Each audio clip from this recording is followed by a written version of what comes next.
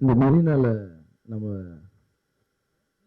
இந்த ஜல்லிக்கட்டுக்காக தெரியாத எல்லா உள்ளங்களும் ஒன்றானோம். ஒன்றான அப்புறம் ஒரு நல்ல முடிவுக்கு வந்தது. மிகப்பெரிய வெற்றி கிடைச்சது. அந்த வெற்றியை வந்து கொண்டாட முடியாத சூழ்நிலை உருவாச்சு. ஆனால் நேற்று வந்து எங்களுடைய இளைஞர்கிட்டையும் எங்களுடைய மாணவர்கள்கிட்டையும் பேசிகிட்டு இருக்கும்போது எல்லாரும் சேர்ந்து ஒரு முடிவு எடுத்தோம். அடுத்தது நம்ம என்ன பண்ணலாம் அப்படின்னு. இது வந்து வெளியே வந்து வேறு மாதிரிலாம் பேசிகிட்டு இருக்காங்க. வந்து எல்லாருக்கும் இதை வந்து தெளிவுபடுத்தணும். நாங்கள் என்ன முடிவு எடுக்கிறோம், என்ன பண்ண போகிறோன்றதை தெளிவுபடுத்தணுன்றதுக்காக தான் உங்களை எல்லாரையும் நான் இன்றைக்கி சந்திக்கிறேன். இவர் பேர் மணிகண்டன். வயசு 16 தான் ஆகுது. அம்பத்தூரில் இருக்கார் இந்த தம்பி.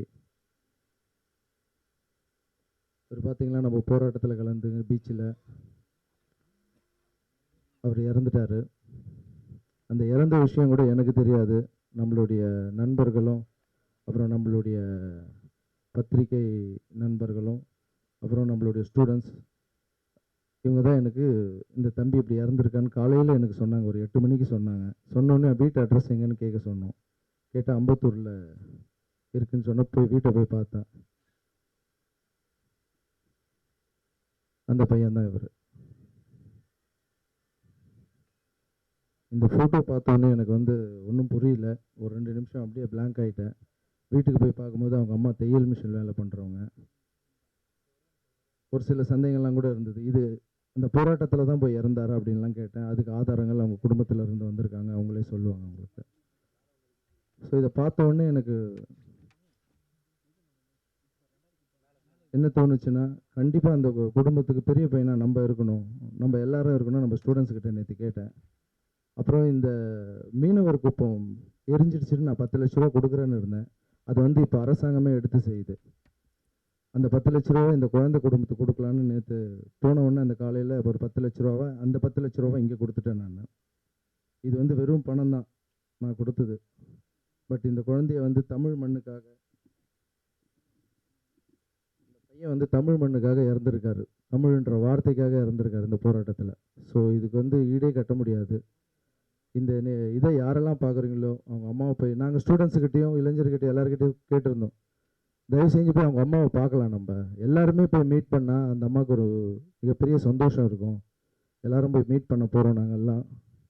ஸோ இதை பார்க்குறவங்க உங்களால் முடிஞ்ச உதவி அந்த பையனுக்கு பண்ணுங்கள். முதலமைச்சர் ஐயாவை நாங்கள் 2 நாளைக்கு முன்னாடி போய் பார்த்தோம். பார்க்கும்போது மாணவர்கள் வந்து நிறைய பேர் அடிபட்டிருக்காங்க, மருத்துவ செலவு பண்ணணும்னு கேட்டோம். கண்டிப்பாக பண்ணி கொடுக்குறேன்னு சொல்லியிருக்காரு. அதுக்கப்புறம் பார்த்தீங்கன்னா யார் மேலே கேஸ் போட்டிருந்தா, இளைஞர்கள் மேலேயோ மாணவர் மேலே கேஸ் போட்டிருந்தா அதை வாபஸ் வாங்கணும்னு சொல்லியிருந்தோம். அதுவும் பண்ணி கொடுக்குறேன்னு சொல்லியிருக்காங்க. அப்புறம் இது வந்து வரலாறில் வந்து இந்த வெற்றியை வந்து பதிக்கக்கூடிய நாள். இது வந்து வேறு மாதிரி ஆயிடுச்சு. அது செலிப்ரேஷன் டே ஒன்று வேணும்னு கேட்டிருந்தோம். அதுவும் பண்ணி கொடுக்குறேன்னு சொல்லியிருக்காங்க. இது வந்து இந்த மிகப்பெரிய வெற்றியை வந்து நம்ம கொண்டாடணும் அப்படின்னு நினச்சிட்டு இருக்கும்போது, தம்பி வாங்க, இதுக்கு ஒரு பாட்டு பண்ணலாம் நம்ம. இது வந்து இது சோகத்திலேயே முடிஞ்சிடக்கூடாது இந்த விஷயம். இது வந்து ஒரு வெற்றியை நமக்கு வந்து அது பதிவு பண்ணணும்னு ஒரு பாட்டு பண்ணலான்னு நினச்சிட்டு இருந்தேன் நான். பண்ணும்போது இந்த தம்பி வந்து அலங்காநல்லூரில் போராட்டத்தில் கலந்துருக்காரு. அவர் அடியெலாம் கூட பட்டிருக்காரு.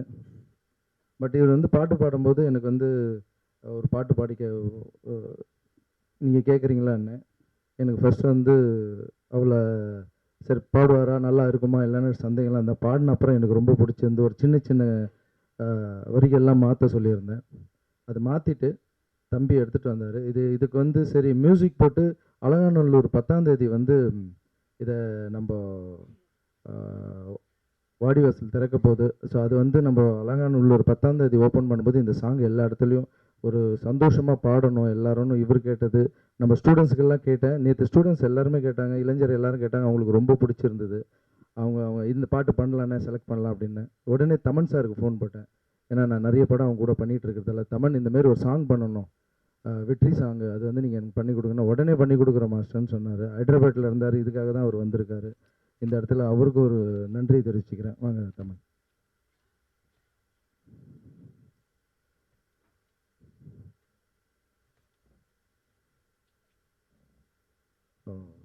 இந்த பாட்டை நாங்கள்லாம் கேட்டு ரசித்தோம். அது ரெக்கார்ட் ஆகிறதுக்கு முன்னாடியே ரொம்ப நல்லா இருக்கு அந்த பாட்டு.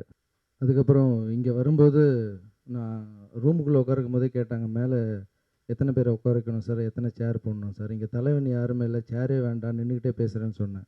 ஏன்னா ஒரு சிலர் மேலே வச்சு ஒரு சிலர் வர வைக்கலன்னா என்ன கண்ணுங்களா? ஆ, இங்கே யாருமே வந்து தலைவர் இல்லை, யாருக்கும் வந்து சேரே வேணான்னு சொல்லி சேரை தள்ளியாச்சு. இப்போ நான் வந்து ஒரு நடிகனாக பேசலை, நான் வந்து ஒரு தமிழனாக பேசிகிட்டு இருக்கேன், ஒரு மாணவர்களுடைய அண்ணனாக பேசிகிட்டு இருக்கேன், அவ்வளோ.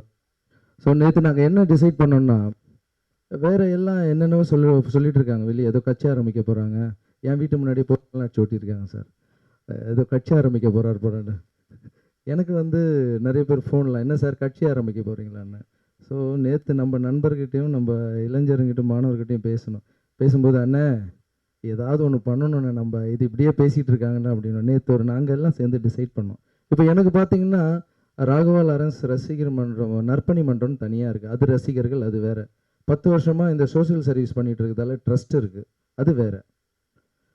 இப்போது இதுக்கு வந்து நம்ம என்ன பண்ணலாம் அப்படின்னும் போது எனக்குள்ளே ஒரு 2 நாள் கேள்வி ஓடிச்சு. நண்பர்களும் நம்மளுடைய ஸ்டூடெண்ட்ஸ் எல்லாருமே கேட்டாங்க, இளைஞர்கள் எல்லாமே, ஏன்னா ஏதாவது ஒன்று பண்ணணுண்ணே நம்ம அப்படின்னு கேட்டாங்க. நான் ஒரு டிசைட் பண்ணேன், சரிப்பா பண்ணுறதுக்கு முன்னாடி நம்மளுக்குள்ள ஒரு ஒழுக்கம் ஒன்று தேவை, அது உங்ககிட்ட நிறையவே இருக்குது. ஆனால் ஒரு சின்ன நம்ம ஒரு கண்டிஷனோட நம்ம ஒரு வந்து வரமுறையாக எல்லாமே பண்ணலாம், அது பண்ணால் நம்ம வந்து டெஃபினட்டாக எல்லாருமே சேர்ந்து பண்ணலாம்.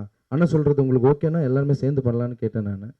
சரிங்கண்ணா சொல்லுங்கள் அப்படின்னாங்க. முதல்ல வந்து நம்ம ஒரு ஃபார்ம் ரெடி பண்ணி அதில் நான் எந்த கட்சியும் சேராதவன் நீங்கள் சைன் பண்ணணும், எந்த இயக்கத்தையும் சேராதவன் நீங்கள் சைன் பண்ணணும். அதுக்கப்புறம் நான் எந்த தீவிரவாதியும் சேராதவன் இல்லை, இருக்க மாட்டாங்க. ஒரு வேளை போலீஸ் டிபார்ட்மெண்ட் நான் பேசிகிட்டு இருக்கும்போதே சொல்கிறாங்க, சார் இப்படிலாம் கூட இருப்பாங்க சார்ன்னு. நம்ம இருக்க மாட்டோம். ஒரு வேளை யாராவது கேட்டால் கூட எங்கள் பசங்க அப்படி இல்லை சார், பாருங்கள் சார் நாங்கள் எல்லாருமே சரியாக பண்ணிகிட்டு இருக்கோம் அப்படின்னு சொல்கிறதுக்காக அது. அப்புறம் நான் முக்கியமாக ஒரு கருத்தை உள்ளே வச்சேன், எலெக்ஷன் வரும்போது ஓட்டு போடும்போது யாரும் பணம் வாங்க மாட்டேன்னு சைன் பண்ணி கொடுங்க எனக்கு அப்படின்னு கேட்டேன்.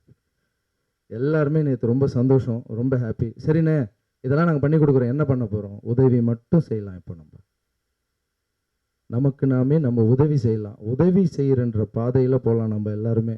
வேறு மற்றவங்க என்ன பேசினாலும் பரவாயில்ல, சரி உதவினா எப்படின்னா பண்ணலாம், கல்விக்கும் மருத்துவத்துக்கும் ஃப்ரீயாக பண்ணலாம், வேறு எதுக்குமே ஃப்ரீயாக பண்ண வேண்டாம் அப்படின்னு நண்பர்கள்கிட்ட கேட்டேன்.